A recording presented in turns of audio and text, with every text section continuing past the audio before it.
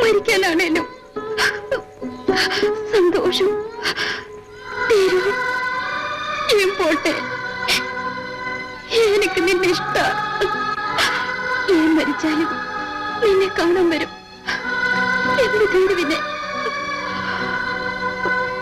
സൂര്യ എന്നോട് പൊറുക്ക്.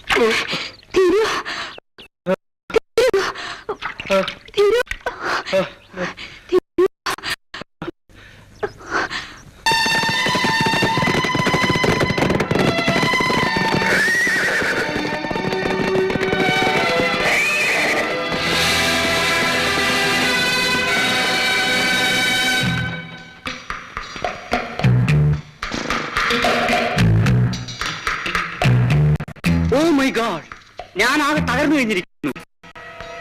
നിങ്ങൾ വന്നില്ലായിരുന്നെങ്കിൽ അവനാണ് ഈ കാട്ടിലെ മൂപ്പൻ. അവനെയാണ് ആദ്യം കൊല്ലേണ്ടത്. സ്റ്റോപ്പ്. നിങ്ങൾ ആ പെണ്ണിനെ കണ്ടില്ലേ? സൂക്ഷിച്ചു നോക്കൂ. ഇവിടെ എസ്റ്റേറ്റ് മുതലാളിയുടെ മകളല്ലേ? ഇവള് മരിച്ചില്ലേ? ഇല്ല, ഇവള് മരിച്ചില്ല. എങ്കിൽ ഇവർ രണ്ടുപേരെയും ഒരുമിച്ച് കൊന്ന് കുടിച്ചു മൂടാം. ആരെങ്കിലും ഒരടി വെച്ചാൽ ഇവനെ ഞാൻ കൊല്ലും. ഇവരെ കൊല്ലുന്നതിന് മുമ്പ് എനിക്ക് അല്പം കൂടി പണിയുണ്ട്.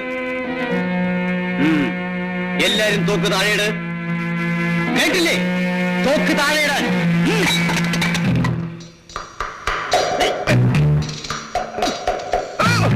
ജീവൻ വേണമെങ്കിൽ ഇനി ഒരുത്തരും ഇവിടെ കണ്ടുപോരുത്. കുറ്റോളൂ.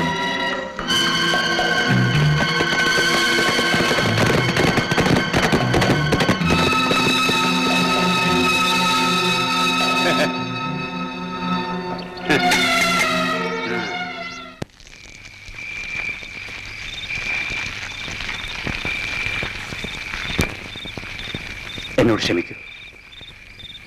ഞാൻ നിങ്ങളെ വഞ്ചിക്കുകയായിരുന്നു. ഞാൻ ഊമയല്ല. രാംസിംഗ്, ഇനിയെങ്കിലും പറയൂ, എന്റെ ഡാഡിയെയും മമ്മിയെയും കൊന്നതാരാണെന്ന്.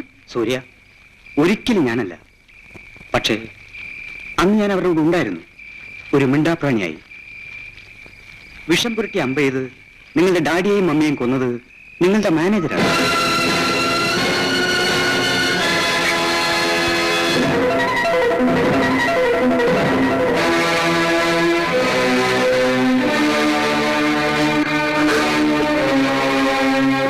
ധീരു, വെറും ഒരു വാച്ച്മാന്റെ മകനായ ഞാൻ ഈ നിലയിലെത്തിയത് അയാളുടെ കൂടെ അയാളുടെ കൂട്ടാളിയായി നിന്നുകൊണ്ട് മാത്രമാണ്.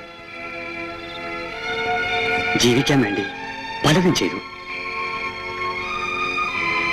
ഇനി തിരുത്താം. ഏതായാലും ഇങ്ങനൊരു കൂടിക്കാഴ്ച ഉണ്ടായത് നല്ലതിനാണ്. നിങ്ങളെ കാണാൻ എന്റെ തെറ്റ് തിരുത്താനും കഴിഞ്ഞല്ലോ. ഇനി അവരെ നേരിടാൻ ഞാനും ഉണ്ട്. വരൂ, പുലരുമ്പോഴേക്കും നമുക്ക് അവിടെ എത്താം.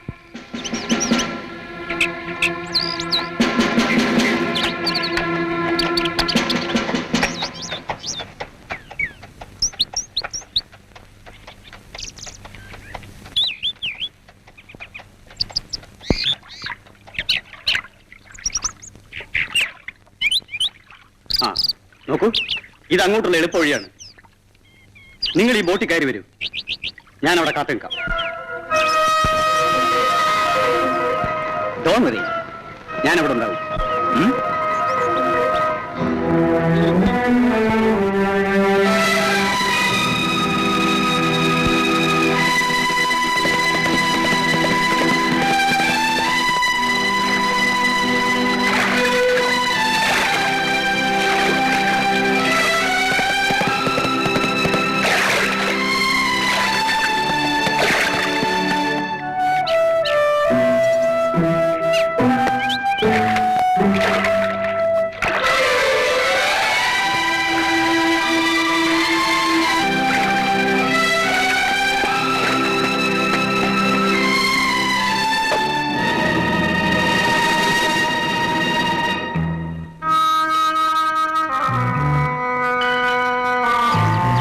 അതെ സാർ, സൂര്യ ഇപ്പോഴും ജീവിച്ചിരിക്കുന്നു.